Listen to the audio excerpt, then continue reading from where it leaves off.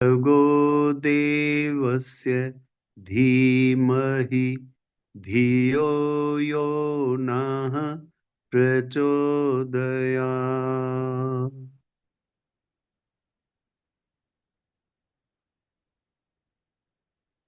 परम पूज्य गुरुदेव पंडित श्याम शर्मा आचार्य, परम वंदनीय माँ भगवती देवी शर्मा की इस दिव्य उपस्थिति में हम लोग पूज्य गुरुदेव द्वारा रचित स्वाध्याय जीवन जीने की कला को पढ़ रहे हैं।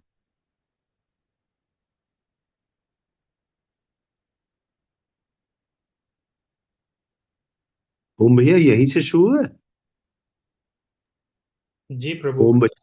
कल हम लोगों ने ये वाला प्रश्न पढ़ा था, ये पढ़ना है, आसुरी वृत्ति के प्रलोभन। अच्छा, दैत्य पक्ष का तर्क है कि प्रत्यक्ष तो उपभोग है, उसका लाभ और आनंद तत्काल मिलता है। देखिए, दो तरह की वृत्तियां हैं, श्रेय और प्रेय। श्रेय पथ आपको अध्यात्म की ओर, आपको परमात्मा के दर्शन की ओर या आत्म साक्षात्कार की ओर ले जाता है, और प्रेय पथ वो जो इंद्रिय भोगों की ओर ले जाता है। एक बड़ी दिक्कत है श्रेय पथ में कि तत्काल आपको दिखाई कुछ नहीं देता, हाथ में हासिल क्या हुआ ये कोई ऐसा जैसे लड्डू नहीं मिल गया या कोई फूल नहीं मिल गया या कोई ऐसी चीज नहीं मिल गई जिसके द्वारा आप किसी से कह सकें कि इस पथ पर चलने से क्या लाभ होता है। हाँ, ये अनुभव की बात है। विश्ववत, जो कि ऋषि विश्वामित्र का पूर्व का नाम था, राजा थे और बहुत प्रतापी राजा थे। रास्ता भूल करके जंगल में पहुंच गए। सबको पता है, आप सबको, कि ऋषि वशिष्ठ के आश्रम में पहुंचे। वहां पे उन्होंने याचना की कि हम लोग रास्ता भूल गए हैं, बहुत भूखे प्यासे हैं। तो उन्होंने कहा आप लोग हाथ मुंह धो करके आइए, हम आपको भोजन कराते हैं। और उनके पास आप सबको पता है कि नंदनी गाय थी। नंदनी गाय जो स्वर्ग में उसकी माँ रहती हैं, कामधेनु, उनकी बेटी है।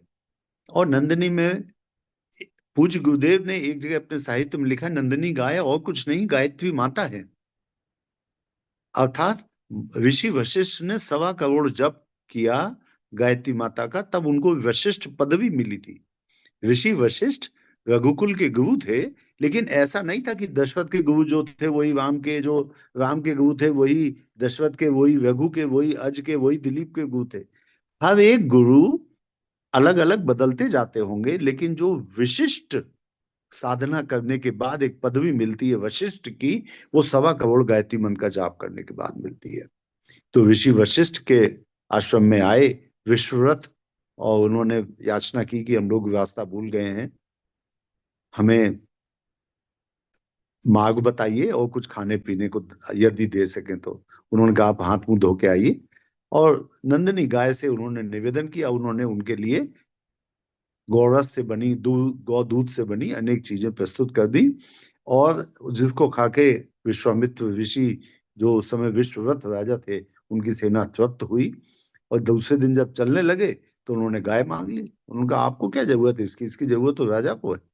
और उन्होंने कहा नहीं, ये आश्रम के बच्चे हैं, ये दूध पीते हैं इसका। उनका नहीं नहीं नहीं, ये तो हमारे काम की चीज है। छीन के ले जाने लगे तो ऋषि वशिष्ठ ने नंदनी से निवेदन किया कि कृपया इनको बताइए कि आप ले नहीं जा सकते। तो नंदनी गाय ने उनको अच्छा मजा चखा दिया। इतनी शर्म आई विश्वरथ को, उन्होंने तुरंत वहीं पे संकल्प कर लिया। संकल्प देखिए कितना दृढ़ था। उन्होंने कहा धिक बलम क्षत्रिय बलम ब्रह्म बलम बलम बलम। उनका क्षत्रिय बल तो भिक धिक्कार के हेतु बना है, इसमें क्या शरीर का बल कुछ नहीं है, और जो बल है वो ब्रह्म बल है। तो ये अनुभूति की बात है। विश्ववत को तत्काल अनुभूति हो गई कि देखिए ये ब्रह्म बल क्या चीज है कि इतनी बड़ी सेना को हरा दिया। अब ये अनुभूति सबको तो हो नहीं सकती। तो सबको तो ये लगता है कि जो मेहनत करके और छीना झपटी करके लूट खसोट करके जो कुछ प्राप्त हो सकता है, जो प्रत्यक्ष में मिल रहा है वो ले लो। तो देव दैत्य पक्ष का तर्क है कि प्रत्यक्ष तो उपभोग है, उसका लाभ और आनंद तत्काल मिलता है। अधिकांश व्यक्ति उसी मार्ग पर चल रहे हैं। साथी स्वजनों का परामर्श और प्रोत्साहन उसी के लिए है। फिर अपने को भी दूसरों की तरह इसी मार्ग पर क्यों नहीं चलते रहना चाहिए। भाई सबको दिखाई देता है कि कमाओ, पैसा कमाओ, अपने बच्चों का पेट भरो और अपना पेट भरो और इसी रास्ते पे चलो। इंद्रिय वासना पूर्ति के लिए लालायित रहती हैं, उपभोग के जितने अवसर मिलते हैं उतनी ही बात प्रसन्न होती हैं। आराम की, सुख साधनों की इच्छा शरीर को हर घड़ी रहती है।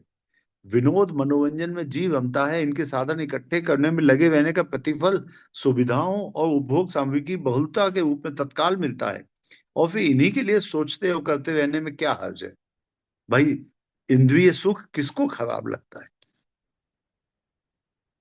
रहने के लिए बड़ा अच्छा सा घर हो, सुंदर पत्नी हो, संगीत मिले सुनने के लिए, देखने के लिए मनोरम दृश्य हो, तो ये इंद्रियों को जो, और अच्छा खाना जिह्वा के लिए चाहिए। तो ये जो इंद्रिय भोग की चीजें हैं ये तत्काल आपको एक थोड़ी देर के लिए सुख तो दे ही देती हैं। तो जब वो आपको जो दिखाई देता है वही जो प्रत्यक्ष है वही सही है। ईश्वर को प्रत्यक्ष दिखाया नहीं जा सकता कि देखो कृष्ण जी यहाँ खड़े हैं, माँ यहाँ खड़ी हैं। ऐसा तो हम दिखा नहीं सकते किसी को। तो फिर हम कैसे बात कर सकते हैं उनके विषय में। तो इनके साधन इकट्ठे करने में लगे रहने का प्रतिफल सुविधाओं और उपभोग सामग्री की बहुलता के रूप में तत्काल मिलता है। और फिर इन्हीं के लिए सोचते और करते रहने में क्या हर्ज है। साथ तो कुटुंबी ही रहते हैं, उनकी अनुकूलता और प्रसन्नता पाने के लिए उन्हें सुविधा साधन देना आवश्यक है। फिर वैसा ही क्यों ना करते रहा जाए। भाई जो कुटुंबी आपके साथ में रहते हैं, पत्नी और बच्चे, अगर आप उनको जरा सा भी तकलीफ होने देंगे तो वो आपका साथ छोड़ देंगे। आप खाने पीने का इंतजाम करना बंद कर दीजिए, बच्चे अपना रास्ता पकड़ेंगे। बहुत दिन रह लिए आपको, अगर आप भोजन नहीं करवा सकते तो किस बात के पिता हैं। वो कहिए आपको ही घर से बाहर निकाल दें। जब आप कुछ कर नहीं सकते उनके लिए तो फिर कोई संबंध नहीं है। साथ तो कुटुंबी ही रहते हैं। जो कुटुंबी जो कुटुंबी रहते हैं साथ में, उनकी अनुकूलता और प्रसन्नता पाने के लिए उन्हें सुविधा साधन देना आवश्यक है। आप सबको याद होगा ऋषि वाल्मीकि जो रत्नाकर डाकू थे, और अंगुलीमाल के साथ भी भगवान बुद्ध ने यही किया था। उन्होंने अंगुलीमाल को कहा कि तू इनकी, लोगों की, राहगीरों की हत्या करके उनका सामान लूट लेता है, तो इससे तुझे पाप लगेगा। और उनका ये, नहीं नहीं कोई पाप नहीं लगेगा, ये तो मैं अपने बच्चे पालने के लिए करता हूँ। उन्होंने कहा अच्छा मैं यहीं खड़ा हूं, तू जा करके अपने घर वालों से पूछ के आ कि आपका पेट पालने के लिए मैं लोगों की हत्या करता हूँ, डांका डालता हूँ, क्या जो पाप लगेगा उसको संभालने के लिए, उसमें हिस्सा बटाने के लिए आप तैयार हैं। भगवान बुद्ध ने कहा मैं यहीं खड़ा हूं, तू जाके पूछा। अंगुलीमाल से भी यही कहा गया, रत्नाकर से भी यही कहा गया। दोनों को एक सही जवाब मिला। बच्चों ने और पत्नी ने कहा कि हमारा पेट पालना आपका कर्तव्य है, और आप हमारा पेट कैसे पालते हैं ये आपका निर्णय है। आप कृषि करके, आप मेहनत करके हमारा पेट पालिए, या आप डाका डाल के हमारा पेट पालिए, लेकिन उसके काम को करने से जो फल मिलेगा उस फल के जिम्मेदार सिर्फ आप हैं। ऐसा सुनते ही अंगुलीमाल की भी और रत्नाकर डाकू की भी आंख खुल गई। दोनों का हृदय परिवर्तन हुआ। कुटुंबियों का पेट पालना हमारा कर्तव्य है, किंतु किस मार्ग पे चल करके हम उनका पेट पालें।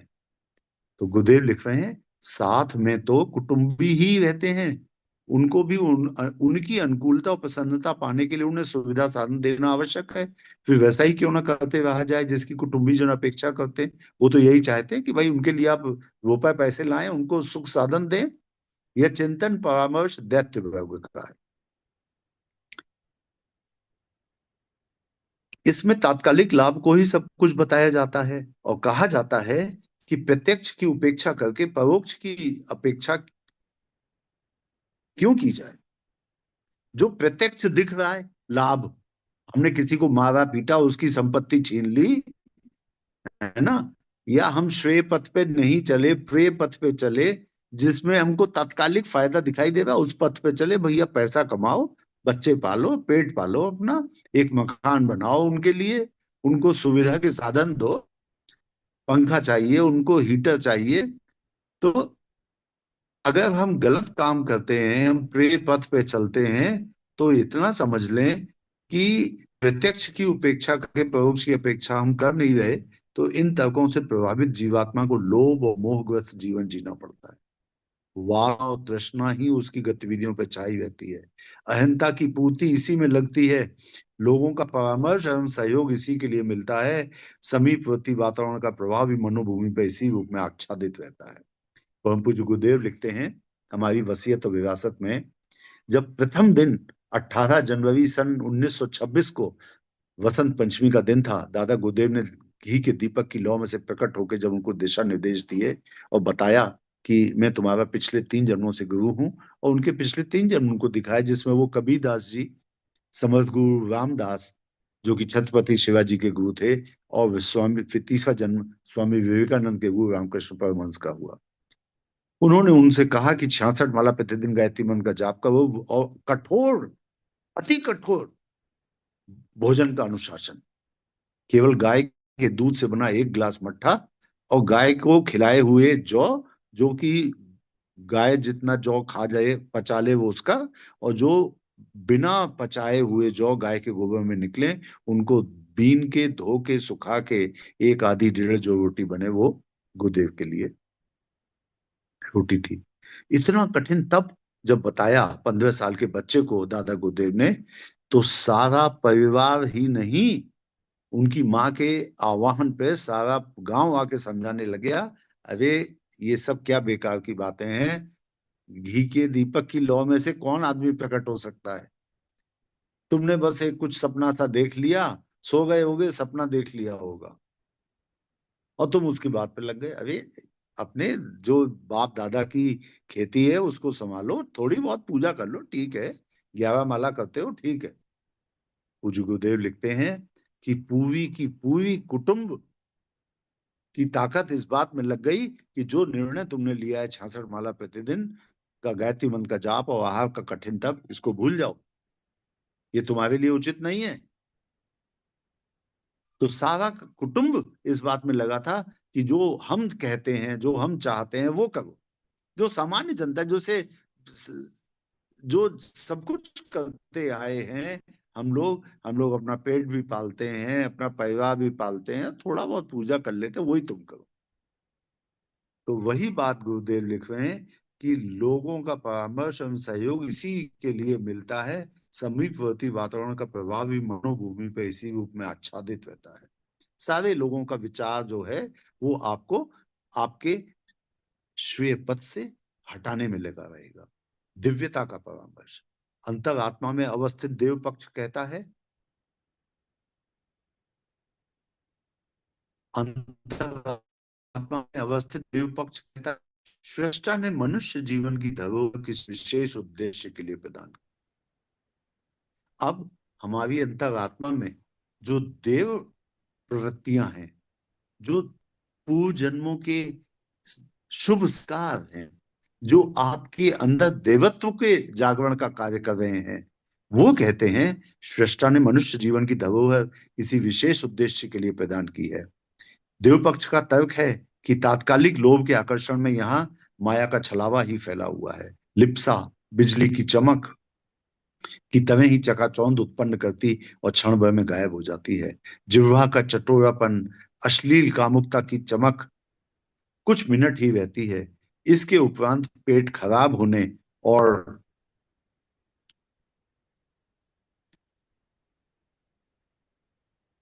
शरीर खोखला होने का संकट ही चिरस्थायी रूप से गले बंध जाता है। आप अगर जिह्वा का चटोरापन अगर कंट्रोल नहीं कर पाएंगे तो पेट खराब होगा निश्चित रूप से,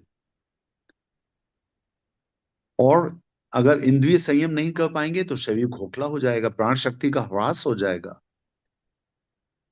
विलासी श्रृंगारिकता का उद्देश्य दूसरों को आकर्षित करना और अपना बड़प्पन जताना होता है, किंतु वास्तविक परिणाम इससे ठीक उल्टा होता है।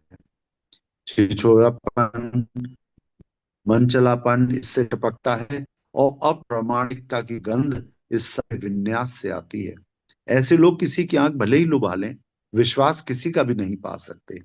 संबंधियों को अनावश्यक सुविधा साधन देते रहने से उनका स्वभाव, व्यक्तित्व और भविष्य बिगड़ता है। उनकी बड़ी बड़ी इच्छाएं पूरी होने में जब कमी पड़ती है तो तुरंत आंखें बदल जाती हैं। आप अपने बच्चों को पढ़ाएं, लिखाएं, इस योग्य बनाएं कि वो अपने हाथ पैर चला करके अपना जीवन यापन कर सकें। उतना तक ठीक है। पूज्य गुरुदेव कई बार एक परिवार का उदाहरण देते हैं कि एक परिवार में चार लड़के थे। पिता ने, जब दूध बना दे इसका बेचारी का। पहले बच्चे ने जब 12th पास कर लिया तो पिताजी ने कहा कि बेटा, मेरी आर्थिक स्थिति इतनी ही थी कि मैं तुम्हें कक्षा 12 तक पढ़ा सकूं। अब अगर तुम्हें आगे पढ़ना है, ग्रेजुएशन पोस्ट ग्रेजुएशन करना है, तो तुम बैंक से लोन ले लो, मैं तुम्हारा गारंटर बन जाता हूँ, और जब तुम नौकरी करना तो वो किस्त चुका देना। बेटे ने मान ली बात। उसके लिए एक पढ़ाई के लिए लोन की व्यवस्था की गई। बच्चे ने बीए एमए किया, उसके बाद उसने सरकारी नौकरी करी और वो लोन चुका दिया। दूसरा बच्चा जब कक्षा 12 पास कर चुका तो भी पिताजी ने वही बात कही कि बेटा, मेरी आर्थिक स्थिति इतनी थी, अब तुम एक काम करो, तुम अपने बड़े भाई से लोन ले लो, और जब तुम नौकरी करना तो बड़े भाई को लौटा देना। इसी प्रकार से उन्होंने अपने चारों बच्चों की पढ़ाई कराई। पूज्य गुरुदेव कहते हैं कि इसमें कोई बुरी बात नहीं है। पिता ने अपनी आर्थिक स्थिति के अनुकूल बच्चों को अपनी स्थिति बता करके कहा कि आगे पढ़ना चाहते हो तो लोन लेकर के पढ़ लो। लेकिन आजकल क्या होता है, आप अपने बच्चों को कितना भी सुविधा साधन दे दें, लेकिन जैसे ही आप सुविधाओं में कटौती करेंगे, तत्काल उनकी आंखें बदल जाएंगी, तत्काल उनका व्यवहार बदल जाएगा। तो गुरुदेव कह रहे हैं, संबंधियों को अनावश्यक सुविधा साधन देते रहने से उनका स्वभाव और व्यक्तित्व और भविष्य बिगड़ता है। आप जिस बच्चे को अपने पैरों पर नहीं खड़े होने देंगे तो वो तो कमजोर हो जाएगा। उनकी बड़ी बड़ी इच्छाएं पूरी होने में जब कमी पड़ती है तो तुरंत आंखें बदल जाती हैं। संचय का धन दूसरे लोग विलासते हैं, और अपने को उसके लिए कोलू के बैल जैसी मेहनत, प्राण सुखाने वाली चिंता और अनंत काल तक सहने वाली प्रताड़ना के और कुछ पल्ले नहीं पड़ता। तमाम लोग अपने पूरा जीवन बच्चों के लिए पैसा जोड़ने के लिए कमाते रहते हैं। कभी उनके पास ये बात नहीं सोचने के लिए होती कि काश हमने जो कमाया है उसका कम से कम 10% हिस्सा अपने गुरु के लिए, अपने समाज के लिए, अपने देश के लिए, अपने राष्ट्र के लिए, अपनी राष्ट्र की सेना के लिए, या जो सेना में जो जवान शहीद हो जाते हैं उन शहीद परिवारों के सपोर्ट के लिए अपने पैसे का कुछ भाग लगा दें। देव पक्ष बुद्धि को निरंतर यही समझाने का प्रयत्न करता है कि इस सुदुर्लभ सौभाग्य भरे अवसर को, देव पक्ष बुद्धि को निरंतर यही समझाने का प्रयत्न करता है कि इस सुदुर्लभ सौभाग्य भरे अवसर को, अर्थात मानव जीवन के प्राप्त होने को, जीवन साधना में लगाया जाए और उसका सत्परिणाम वैसा ही पाया जाए जैसा कि प्रातः स्मरणीय लोक श्रद्धा के भाजन विश्व के मार्गदर्शक महामानव प्राप्त करते हैं। हम आप सब लोगों को आवाहन करते हैं कि आप सब पूज्य गुरुदेव के द्वारा लिखे हुए वो वाङ्मय पढ़ें जिसमें उन्होंने उन महामानवों का जीवन चरित्र वर्णन किया है जिन्होंने मानव जाति के लिए कुछ किया, जिन्होंने भारत देश के लिए कुछ किया। ऐसे ऐसे लोग जिन्होंने अपना पूरा पूरा जीवन भारत माता के लिए अर्पित कर दिया, ऐसे लोगों के विषय में पूज्य गुरुदेव ने बहुत कुछ साहित्य रचना की है। कभी भी आपके पास खाली समय हो तो आप ऐसे महामानवों के विषय में पढ़ें और उनसे प्रेरणा प्राप्त करें। केवल पढ़ें नहीं, पढ़ने के साथ साथ उनसे प्रेरणा प्राप्त करें। सुख शांति की आकांक्षा, सुख शांति की आकांक्षा आंतरिक उत्कृष्टता के सहारे पूरी होती है। साधनों की मृत तृष्णा में भटकने से थकान और खीज ही पल्ले पड़ती है। कस्तूरी का मृत चैन तभी पाता है जब वह सुगंध का स्रोत अपनी नाभि में होने की जानकारी पा लेता है। सच्ची समृद्धि उत्कृष्ट मन स्थिति है, उसी के आधार पर अनुकूल परिस्थितियां बनती हैं। पूज्य गुरुदेव कह रहे हैं कि सुख शांति की आकांक्षा आंतरिक उत्कृष्टता के सहारे पूरी होती है। सुख कैसे मिलेगा? आप लोगों ने अगर गायत्री महाविज्ञान की प्रस्तावना पढ़ी हो तो गुरुदेव ने गायत्री महाविज्ञान की प्रस्तावना में ही लिख दिया है कि हम सुख की इच्छा तो करते हैं पर ये नहीं जानते कि सुख मिलता कैसे है। गुरुदेव कहते हैं कि विचारों से कार्य होते हैं और कार्यों का परिणाम सुख और दुख के रूप में मिलता है। अच्छे विचार होंगे तो उससे अच्छे कार्य होंगे, अच्छे कार्य होंगे तो उसका परिणाम सुख मिलेगा। विचार अगर गलत होंगे तो उससे गलत कार्य होंगे, गलत कार्य होंगे तो दुख मिलेगा। तो हम लोग सुख शांति की तो आकांक्षा करते हैं, पर वो मिलेगी कैसे? आंतरिक उत्कृष्टता। जब तक चिंतन चरित्र और व्यवहार में आपके उत्कृष्टता नहीं होगी, तब तक आपको सुख और शांति नहीं मिल सकती। साधनों की मृग तृष्णा में भटकने से थकान और खीज ही पल्ले पड़ती है। कस्तूरी मृग की बात सब लोग जानते हैं कि उसकी नाभि में एक बहुत ही सुगंधित द्रव्य कस्तूरी निकलता है, जिसकी सुगंध से वो मृग चारों तरफ इधर उधर आंखें फैला के देखता रहता है, ये कहाँ से आ रही है गंध। किंतु उसे पता नहीं कि उसकी स्वयं की नाभि से वो गंध आती है। साधनों की मृग तृष्णा में भटकने से थकान और खीज ही पल्ले पड़ती है।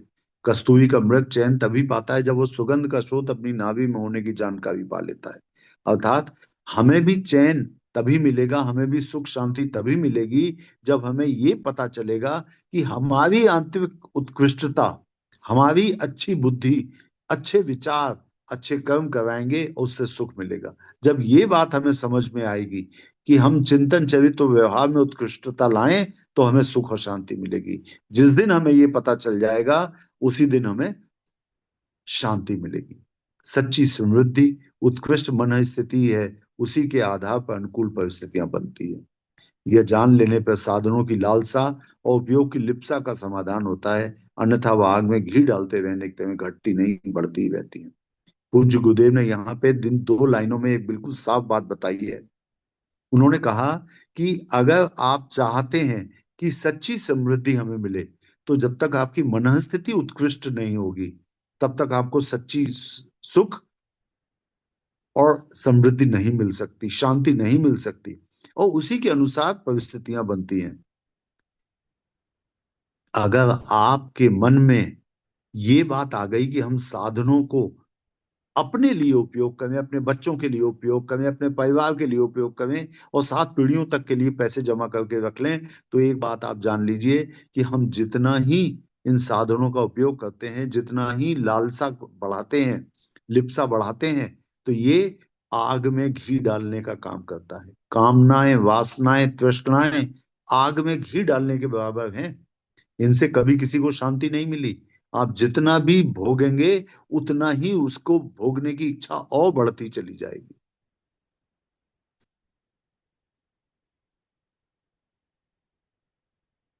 क्या किया जाए? अच्छा हो ईश्वर को अपने अंतःकरण के आंगन में क्रीड़ा करने का अवसर दें। परम वंदनीय माता जी कहती थी कि बच्चों, आने वाले युग में परम पूज्य गुरुदेव के द्वारा लिखा हुआ साहित्य और मेरे द्वारा गाए हुए गाने मानव जाति का मार्गदर्शन करेंगे। आज जो पूज्य गुरुदेव ने ये अपने साहित्य में एक लाइन लिखी है कि अच्छा हो ईश्वर को अपने अंतःकरण के आंगन में क्रीड़ा करने का अवसर दें, अर्थात ईश्वर को अपने अंतःकरण में, अपने हृदय में खेलने का अवसर दें। पूज्य माता जी का, वंदनीय माता जी का एक भजन है, उन्हीं के शब्दों में। वो आज आपको मैं लिंक भेजूंगा, कभी आप ध्यान से उसे सुने, उसके शब्दों पे ऐसा गौर करें कि आप वो गीत गा रहे हैं परम पूज्य गुरुदेव के लिए। वंदनीय माता जी ने वो गीत गाया है, वंदनीय माता जी ने वो गीत गाया है परम पूज्य गुरुदेव के लिए। तो आप जब उस गीत को सुने और उस पर ध्यान लगाएं, आंखें बंद करके सुनिएगा, उस पर ध्यान लगाइएगा और भाव आपके अंदर ये रहे कि आप वो गीत गा रहे हैं परम पूज्य गुरुदेव, परम वंदनीय माता जी के लिए। आप निश्चित जानिए आपके आंसू निकल आएंगे। ऐसा गीत है।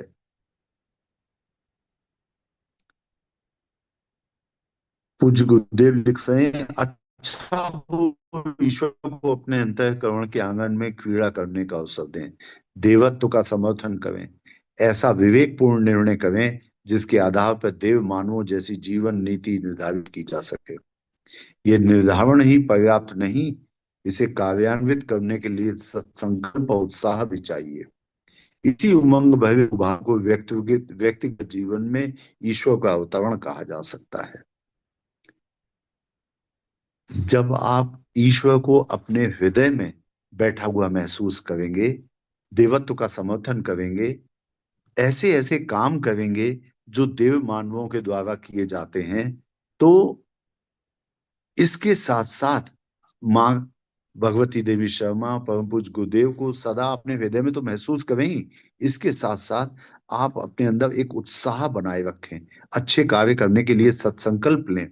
इस उमंग भरे उभार को व्यक्तिगत जीवन में ईश्वर का अवतरण कहा जा सकता है। ईश्वर और क्या है? क्या साक्षात कृष्ण थोड़ी 6 फुट के आपके सामने आके खड़े हो जाएंगे? माँ राधा थोड़ी आपके सामने आके खड़े हो जाएंगी? अभी हम में इतना देवत्व का उभार नहीं आया कि स्वयं देव सत्ताएं हमारे सामने एक स्थूल रूप धारण करके आ जाएं। हमें ईश्वरीय शक्ति का अवतरण अपने अंतःकरण में होता हुआ अनुभव तब होगा जब हमारा चिंतन, चरित्र और व्यवहार अच्छा हो जाएगा, हमारे संकल्प अच्छे हों, शुभ संकल्प हों हमारे, और हृदय में उत्साह ऐसा हो अच्छे कार्यों करने के लिए। अगर कभी आपको इस संबंध में कुछ भी शंका हो तो बस श्रद्धा शब्द का वंदनीय माता जी और परम पूज्य गुरुदेव के द्वारा बताया हुआ मतलब आप समझ लीजिए। परम पूज्य गुरुदेव परम वंदनीय माँ कहते थे, श्रद्धा का मतलब बहुत ही उच्च स्तरीय आदर्शों के प्रति उत्कट प्रेम। श्रद्धा का मतलब है उच्च स्तरीय आदर्शों के प्रति अटूट निष्ठा, अटूट प्रेम, ऐसा प्रेम। श्रद्धा, आप सोचिए हमारी माँ, वंदनीय माँ जो है, वो सजल श्रद्धा है, श्रद्धा का सजीव स्वरूप है। एक गांव की लड़की, सोचिए पूज्य गुरुदेव से उसका विवाह हुआ, और आप लोगों ने चेतना की शिखर यात्रा पढ़ी होगी, तो वंदनीय माता जी 15 साल छोटी थी पूज्य गुरुदेव से। वंदनीय माता जी का जन्म हुआ था 1926 में, पूज्य गुरुदेव का जन्म हुआ था 1911 में। पूज्य गुरुदेव का जो प्रथम विवाह हुआ था, वो माँ सरस्वती, उनका टीबी के कारण देहावसान हो गया था, तो उनका द्वितीय विवाह हुआ, क्योंकि पहले विवाह से उनके 2 बच्चे हुए थे, एक पुत्री और एक पुत्र, ओम प्रकाश भैया, जो अभी कुछ ही दिनों पहले शरीर छोड़ा उन्होंने, भाई साहब ने। तो वंदनीय माँ जब छोटी सी कन्या थी, उनका विवाह हो गया पूज्य गुरुदेव से, उनके 2 बच्चे पहले से थे गुरुदेव के, और तब तक गुरुदेव के पास उनके शिष्य आने लगे थे, बड़े बड़े शिष्य। मतलब गुरुदेव तो साक्षात परमात्मा सत्ता थे, तो जो बहुत ही अच्छे कर्म करने के बाद ये जन्म लेकर के आत्माएं आई होंगी, तो उनको अपने पूर्व जन्मों के शुभ कर्मों के कारण पूज्य गुरुदेव गुरु के रूप में मिले। तो बड़े बड़ी एज के लोग आते थे, 50-50, 60-60 साल के लोग आते थे, पूज्य गुरुदेव के पैर छूते थे, और वो छोटी सी कन्या 15-16 साल की उसके पैर छूते थे। और सोचिए 16 साल की कन्या के पैर छू करके एक 50-60 साल का आदमी कह रहा है माता जी प्रणाम।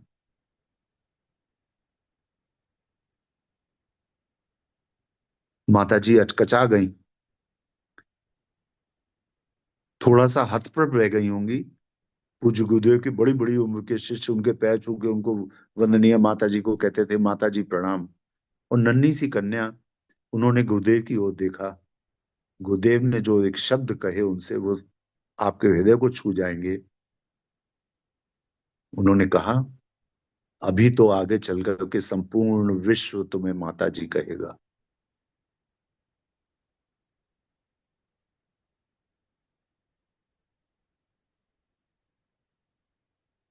तो ये निर्धारण ही पर्याप्त नहीं, इसे कार्यान्वित करने के लिए सत्संकल्प और उत्साह भी चाहिए।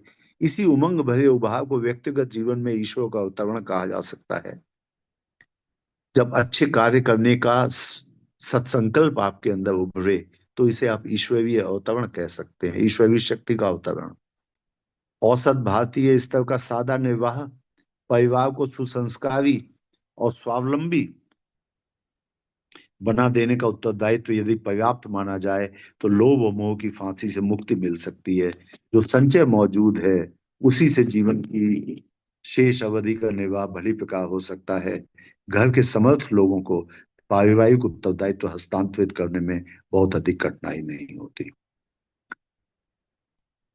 जो असत्य है अवांछनीय है, अनुपयोगी है, उसे छोड़कर हम साहस दिखाएं। अब बहादुर वे नहीं गिने जाएंगे जो बंदूक चलाने में निपुण हो। अब बहादुरी का मुकुट उनके सिर बंधेगा जो अपनी दुर्बलताओं से लड़ सकें और सत्य पथ पर एकाकी चल सकें। आज के लिए इतना ही। ओम शांति शांति शांति।